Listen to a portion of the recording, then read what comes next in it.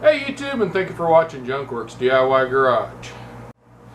Well, in the past and the present, I've been told I talk way too much in a lot of my videos. So in hindsight is 2020 sort of way, I have decided to go back and start revamping some of my older videos. A couple reasons.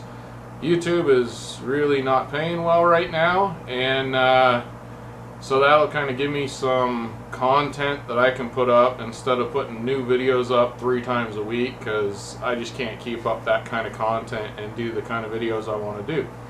So if you're watching this video, it is the shortest possible version I can make. Probably doesn't have near enough information in it for most of you out there, but yet again, like I said, I always end up with a million questions, yet I'm told I talk too much. But beyond that point, these videos are going to be as short as I can possibly make them. If you have any questions whatsoever, please go watch the long version, the longest version of these videos. Alright, without further ado, let's get to it. Basically, you start out, you got a 14mm socket.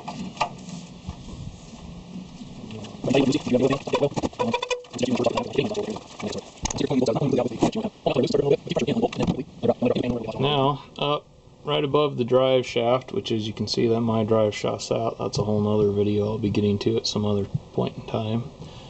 After you start draining your oil here, you got to get your oil filter out, and this oil wrench is not big enough, so I grabbed my more adjustable one here. A couple things people don't know about the oil filters though.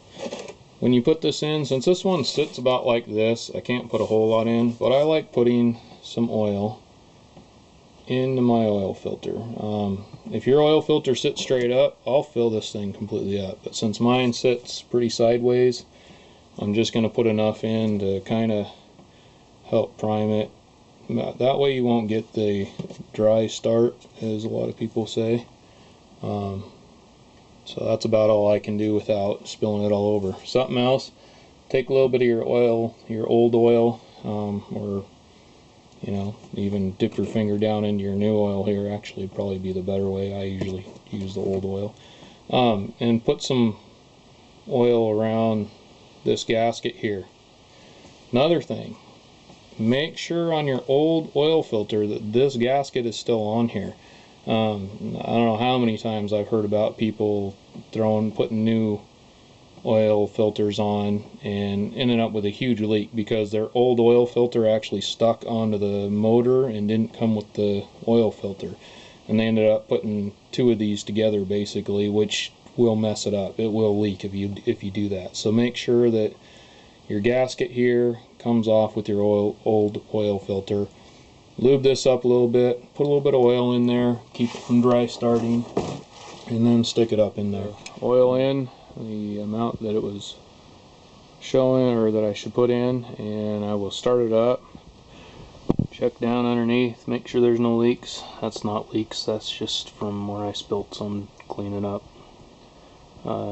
Anyway, once I start it, I'll check for leaks, and we will be done. So, well, thanks for watching Junkworks DIY Garage, where I'm proud to say I'm a jack of all and master of none.